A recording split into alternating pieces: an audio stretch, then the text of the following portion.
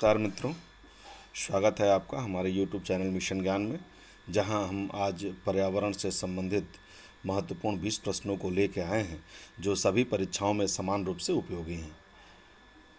सबसे पहला प्रश्न है, निम्नलिखित में से कौन सी एक गैस ग्रीन हाउस गैस नहीं है? तो हम देख सकते हैं कौन सी एक गैस ग्रीन हाउस गैस नहीं है। CO2, CH4, NO2, O2। तो सबसे पहले हम ये जान लेते हैं कि कौन कौन सी गैसें जो होती हैं वो ग्रीन हाउस गैस होती हैं। तो हम जानते हैं CO2 एक प्रमुख ग्रीन हाउस गैस है, कहीं से हमें कोई संदेह नहीं होना चाहिए। कार्बन डाइऑक्साइड है। उसके बाद से जलवाष्प जो अक्सर कन्फ्यूजन करती है, वो एक ग्रीन हाउस गैस है, जैसे H2O, ये जलवाष्प है। ये अक्सर कन्फ्यूजन करती है कि जल से बना वाष्प कैसे ग्रीन हाउस गैस हो सकती है, लेकिन जलवाष्प जो है ये क्या कहते हैं कि पृथ्वी के वातावरण को गर्म करते हैं, इसलिए ग्रीन हाउस गैस में ये आता है। फिर नाइट्रस ऑक्साइड N2O, ये भी एक ग्रीन हाउस गैस है, नाइट्रस ऑक्साइड भी। मीथेन CH4, ये भी एक ग्रीन हाउस गैस है, ये भी हम देख सकते हैं आसानी से। ओजोन, जो कि साधारणतः पृथ्वी के वायुमंडल में नहीं रहती है, ये O3, यह भी एक ग्रीन हाउस गैस है। अब हम देखेंगे ये प्रमुख ग्रीन हाउस गैसें हमारे सामने हैं। कार्बन डाइऑक्साइड है, जलवाष्प है, नाइट्रोजन ऑक्साइड है, नाइट्रस ऑक्साइड है सारी, और मीथेन है, और साथ में ओजोन गैस भी है।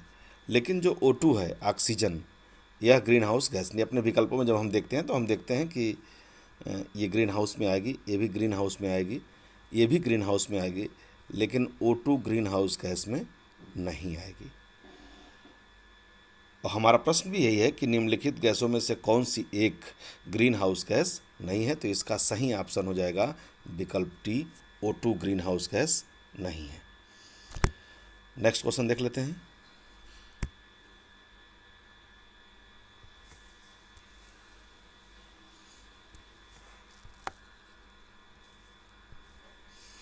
नेक्स्ट क्वेश्चन देख लेते हैं।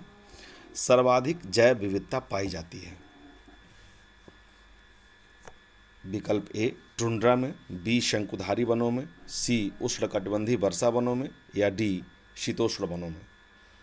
तो सबसे पहले हम जानेंगे कि जैव विविधता किसे कहते हैं। तो किसी निश्चित भौगोलिक क्षेत्र में पाए जाने वाले जीवों की संख्या को ही हम जैव विविधता कहते हैं। अब हम बहुत सहज ही देख सकते हैं कि इसमें जो विकल्प है हमारा टुंड्रा, शंकुधारी वन, उष्णकटिबंधीय वर्षा वन और शीतोष्ण वन। अब शीतोष्ण वन की जो जैव विविधता होगी वो डेफिनेटली शीतोष्ण वन है, तो तमाम क्या कहते हैं कि वहाँ टेम्परेचर कम होने से तमाम जीव और वनस्पतियाँ नहीं पनप पाएंगी, तो जैव विविधता इसकी कम हो जाएगी। शंकुधारी वन में भी यही स्थिति है।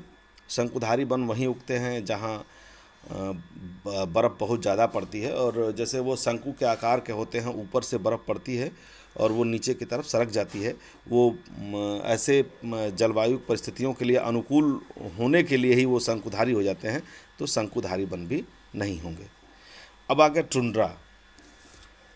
टुंड्रा में भी जैव विविधता नहीं पाई जाएगी। सबसे ज़्यादा जो जैव विविधता पाई जाएगी वो पाई जाएगी विकल्प सी, आपका है उष्णकटिबंधीय वर्षा वन। चूँकि यहाँ टेम्परेचर भी है, वर्षा भी है, ताप भी है, सब कुछ अनुकूल परिस्थिति होने के कारण सर्वाधिक जैव विविधता कहाँ पाई जाएगी? तो वो पाई जाएगी उष्णकटिबंधीय वर्षा वनों में। नेक्स्ट क्वेश्चन देख लेते हैं।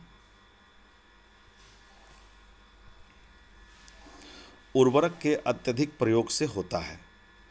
उर्वरक का जब अधिक प्रयोग होगा तो उससे क्या होगा? मृदा प्रदूषण, जल प्रदूषण, वायु प्रदूषण, या उपयुक्त सभी। तो हम जानते हैं कि अत्यधिक उर्वरक के प्रयोग से सभी प्रकार के प्रदूषण होंगे। वायु प्रदूषण भी होगा, जल प्रदूषण भी होगा और मृदा प्रदूषण भी होगा। तो यहाँ इस प्रश्न का उत्तर हो जाएगा विकल्प डी। जनरली ऐसा लगता है कि उत्पादकता बढ़ाने के लिए उर्वरक का हम प्रयोग करते हैं, लेकिन अत्यधिक उर्वरक का प्रयोग अगर हम करते हैं, अत्यधिक उसमें उर्वरक डालते हैं, तो निस्संदेह वो मिट्टी प्रदूषित हो जाएगी। साथ ही जल जो है वो भी प्रदूषित होगा और वायु प्रदूषण का भी खतरा बना रहेगा। नेक्स्ट क्वेश्चन देख लेते हैं। निम्नलिखित में से कौन कृत्रिम पारिस्थितिक तंत्र है? बहुत ही आसानी से इस प्रश्न को लगाया जा सकता है। हम देखेंगे कि धान का खेत, वन, घास का मैदान, झील। तो ये कह रहा है कृत्रिम पारिस्थितिक तंत्र, मतलब जो बनाया गया हो, जो मानव निर्मित हो। तो कृत्रिम पारिस्थितिक, वन ये नेचुरल है, झील ये भी नेचुरल है, घास का मैदान ये भी नेचुरल है, लेकिन धान का जो खेत है ये मानव निर्मित है। तो ये क्या हो जाएगा? ये कृत्रिम पारिस्थितिक तंत्र हो जाएगा। यानी इस प्रश्न का उत्तर हो जाएगा विकल्प ए, धान का खेत। नेक्स्ट क्वेश्चन देख लेते हैं। निम्नलिखित में से कौन सा वायु प्रदूषक ऑक्सीजन की अपेक्षा अधिक शीघ्रता से रक्त के हीमोग्लोबिन में घुल जाता है? ए पैन, बी कार्बन डाइऑक्साइड, सी कार्बन मोनोऑक्साइड या डी ओजोन। तो इस विकल्प में हम डायरेक्ट आंसर की तरफ चलेंगे। कौन सा वायु प्रदूषक ऑक्सीजन की अपेक्षा अधिक शीघ्रता से करा हीमोग्लोबिन में घुल जाता है? इसमें इस प्रश्न का विकल्प होगा सी, कार्बन मोनोऑक्साइड। थोड़ा सा इसको समझ लेते हैं। कार्बन मोनोऑक्साइड जो है ये बहुत हानिकारक गैस होती है। यह हमारे फेफड़ों में प्रवेश करती है और उस समय रक्त में हीमोग्लोबिन की कमी हो जाती है। यह गैस जो है हीमोग्लोबिन अणुओं से ऑक्सीजन की तुलना में लगभग 240 से 300 गुना अधिक तेजी से संयुक्त हो जाती है। और यही कारण है कि पर्याप्त ऑक्सीजन होने पर भी सांस लेने में कठिनाई महसूस होती है और घुटन होने लगती है। तो यह एक ऐसा वायु प्रदूषक है कार्बन मोनोऑक्साइड, जो हीमोग्लोबिन में शीघ्रता से रक्त के हीमोग्लोबिन में घुल जाता है। नेक्स्ट क्वेश्चन देख लेते हैं।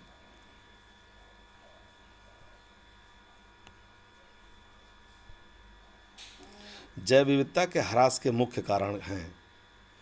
अब जैव विविधता के ह्रास के जो कारण हैं उसमें विकल्पों में देखिए आवासीय प्रदूषण, विदेशज प्रजातियों का समावेश, अत्यधिक दोहन, प्राकृतिक आवासीय विनाश। तो आवासीय प्रदूषण उतना खतरनाक नहीं होता है, विकल्प ये नहीं होगा। विदेशज प्रजातियों का समावेश भी नहीं होगा, अत्यधिक दोहन भी नहीं होगा, लेकिन प्राकृतिक आवास का जो विनाश है ये जो है जैव विविधता के ह्रास के मुख्य कारणों में आएगा। यानी इस प्रश्न का उत्तर हो जाएगा विकल्प डी, प्राकृतिक आवासीय विनाश।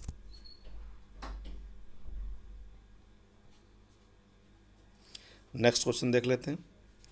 भारत में निम्नलिखित में से कौन सा अधिनियम वन्य जीवों को संरक्षण प्रदान करता है? तो इस प्रश्न में जो भी विकल्प आए हुए हैं ये सभी विकल्प कभी न कभी किसी न किसी परीक्षा में पूछे जाते रहे हैं और आगे भी ये प्रश्न पूछे जाएंगे। वन्य जीव संरक्षण अधिनियम जो होता है वो कौन सा होता है? वन्य जीव 1972 होता है। वन्य जीव संरक्षण अधिनियम जो होता है, वन्य जीव संरक्षण अधिनियम ये होता है 1972। इसको याद करने के लिए वन संरक्षण अधिनियम, पर्यावरण संरक्षण अधिनियम और पश्चिम बंगाल वन्य जीव संरक्षण अधिनियम। वन्य जीव इसको आप ऐसे याद कर सकते हैं, वन्य जीव।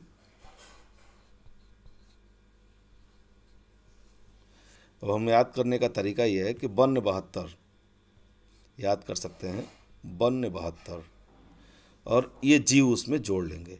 इस तरह से हम वन्य जीव संरक्षण अधिनियम को 1972 से कोरिलेट करके आसानी से इस प्रश्न का उत्तर दे सकते हैं। नेक्स्ट क्वेश्चन देखते हैं।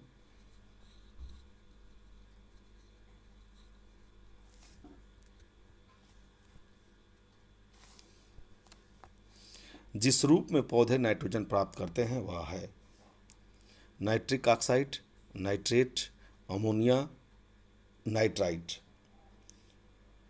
तो जो पौधे होते हैं वो जो नाइट्रोजन प्राप्त करते हैं वो प्राप्त करते हैं नाइट्रेट के रूप में। विकल्प बी इसका आंसर हो जाएगा। नेक्स्ट क्वेश्चन देख लेते हैं। बायोगैस संयंत्र से निष्कासित निम्नलिखित में से कौन सी गैस के रूप में उपयोग में आती है? तो हम जानते हैं कि जो CH4 है, यानी कि मीथेन जो है, ब्यूटेन, प्रोपेन और एथेन नहीं बल्कि मीथेन जो है वो बायोगैस संयंत्र जो है बनते हैं, जो जहाँ गोबर से पशुओं के गैस पैदा की जाती है वो CH4 ही होता है, यानी मीथेन होता है। तो बायोगैस संयंत्र से निष्कासित निम्नलिखित में से कौन सी गैस के रूप में प्रयोग की जाती है? तो उसका ऑप्शन हो जाएगा मीथेन। नेक्स्ट क्वेश्चन देख लेते हैं। भारत में गिद्धों की कमी का अत्यधिक प्रमुख कारण है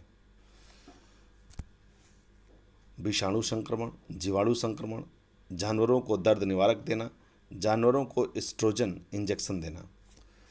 तो इस प्रश्न का उत्तर हो जाएगा सी, जानवरों को दर्द निवारक देना। थोड़ा सा इसको विस्तार से देख लेते हैं। जब पशुओं को बीमारी होती है, जैसे बुखार हो गया और अन्य कोई दर्द उनको हो गया, तो ऐसी परिस्थिति में उनको दर्द निवारक के रूप में जो है डिक्लोफेनिक सोडियम एक दवा है, diclofenac sodium,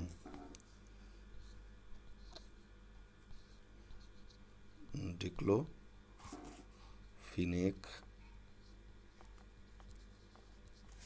sodium,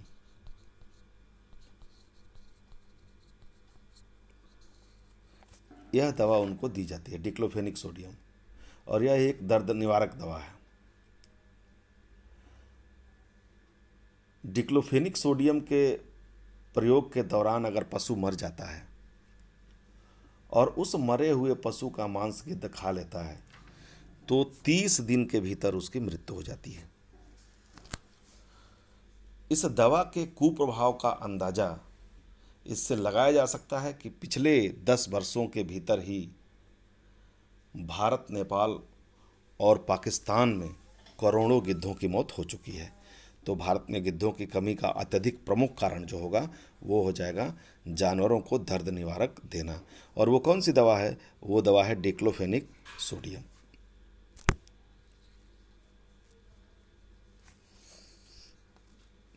next question देख लेते हैं।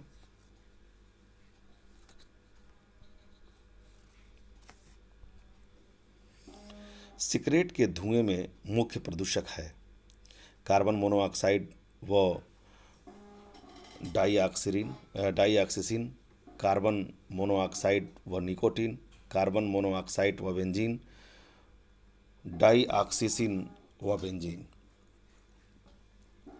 तो इस प्रश्न का उत्तर हो जाएगा कार्बन मोनोऑक्साइड और बेंजीन। विकल्प सी इसका उत्तर हो जाएगा। सिगरेट का धुआं रसायनों का एक जटिल मिश्रण है।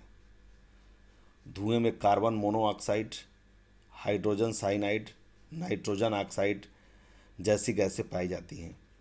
साथ ही इसमें फॉर्मेल्डिहाइड, एक्रोलीन, बेंजीन जैसे अस्थायी रसायन भी पाए जाते हैं। निकोटीन भी सिगरेट के धुएं में पाया जाता है। तो लेकिन मुख्य प्रदूषक यहाँ जो हमारे विकल्पों में है वो कार्बन मोनोऑक्साइड व बेंजीन हो जाएगा। निम्न में से कहाँ आर्सेनिक द्वारा जल प्रदूषण सर्वाधिक है? हरियाणा में, राजस्थान में, मध्य प्रदेश में, पश्चिम बंगाल में।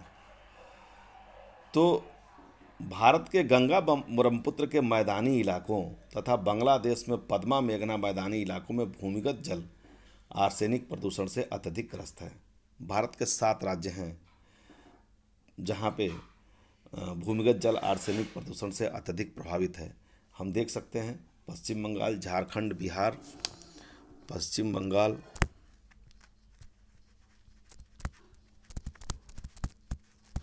झारखंड, बिहार, उत्तर प्रदेश, पश्चिम बंगाल, झारखंड, बिहार, उत्तर प्रदेश, असम, मणिपुर, असम, मणिपुर व छत्तीसगढ़।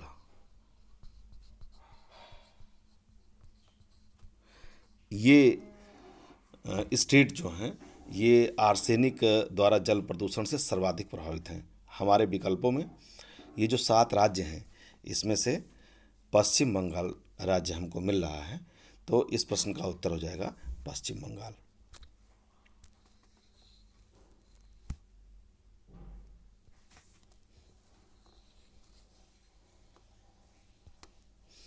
नेक्स्ट, निम्न में से कौन पारिस्थितिक तंत्र के विषय में सही नहीं है?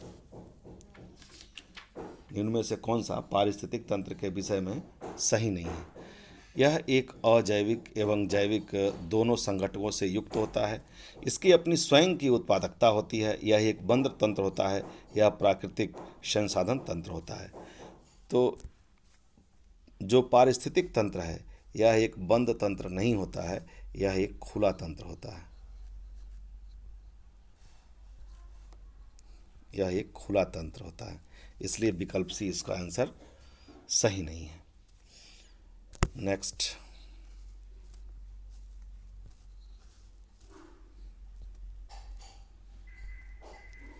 निम्न में से किससे जलवायु परिवर्तन का क्रायोजेनिक संकेतक प्राप्त किया जा सकता है? ए आइस कोर, बी जीवाश्मित पराग, सी वृक्ष वलय वृद्धि और डी इवोपोराइट निक्षेप। तो इस प्रश्न का उत्तर हो जाएगा आइस कोर।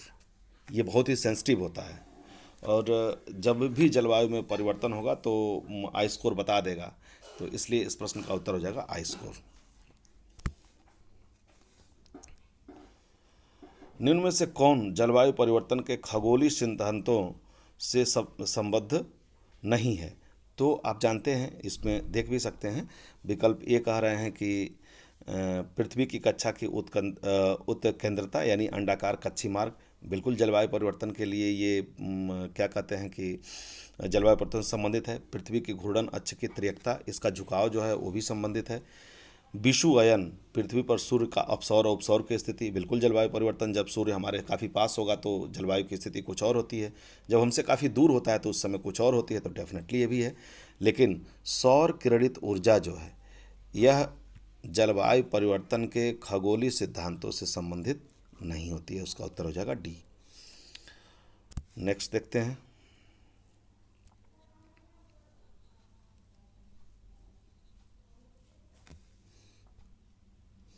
निम्नलिखित में से किसे मेगा डाइवर्स देश के रूप में जाना जाता है?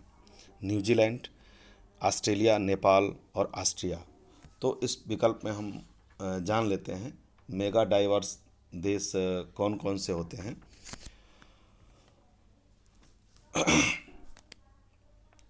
मेगा डाइवर्स देश ऐसे देशों का समूह है जहां पृथ्वी की अधिकांश प्रजातियां पाई जाती हैं।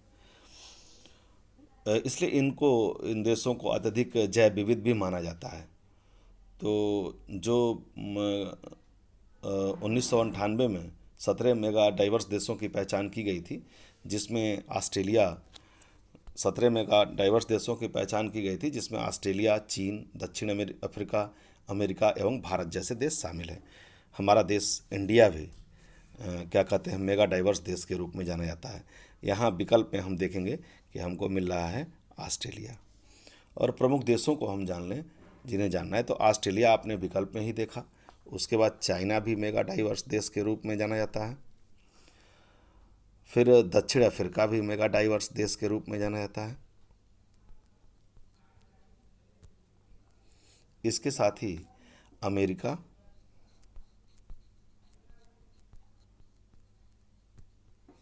और भारत भी, ये मेगा डाइवर्स देश के रूप में जाने जाते हैं। कुल 17 मेगा डाइवर्स देश हैं, 17 की संख्या में है मेगा डाइवर्स। और हमें ध्यान रखना है कि जहाँ पृथ्वी की अधिकांश प्रजातियाँ पाई जाती हैं उन्हीं को हम मेगा डाइवर्स देश कहते हैं।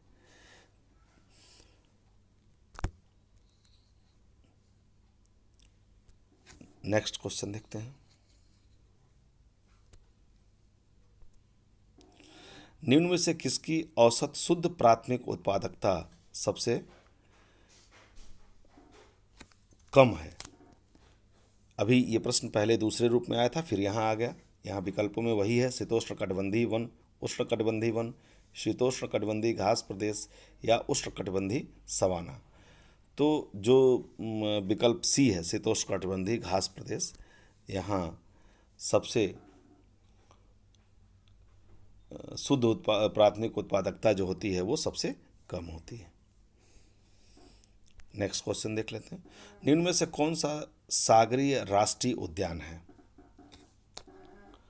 तो इसमें भितरकनिका, सुंदरवन, गहीरमाथा और मन्नार की खाड़ी।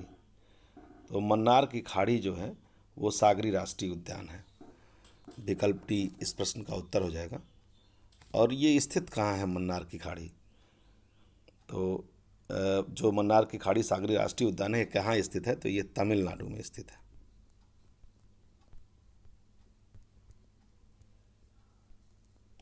तमिलनाडु में स्थित है। नेक्स्ट क्वेश्चन देख लेते हैं।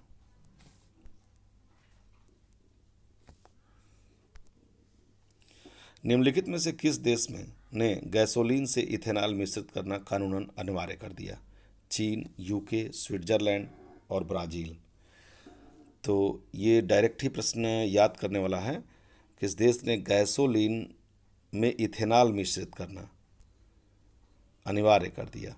तो इसका उत्तर हो जाएगा डी, ब्राज़ील।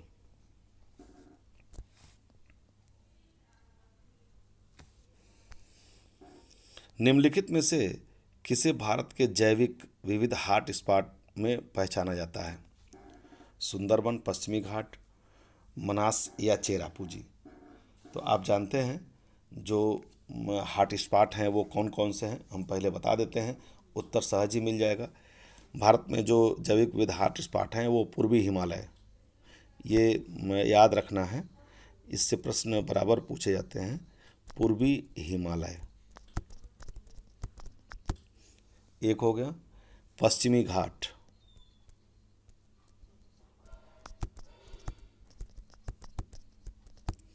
पश्चिमी घाट, म्यांमार भारत सीमा,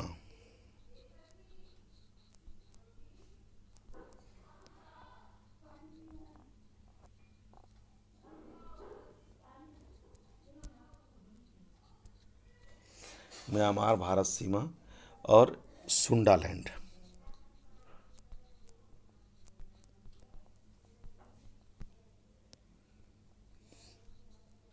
ये जो हैं ये जैविक विविध हॉट स्पॉट हैं।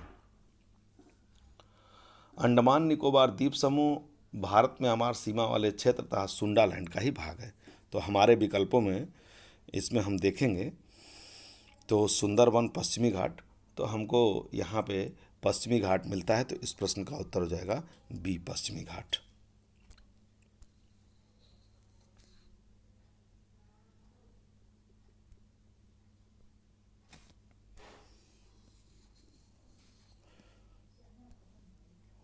बस इतना ही।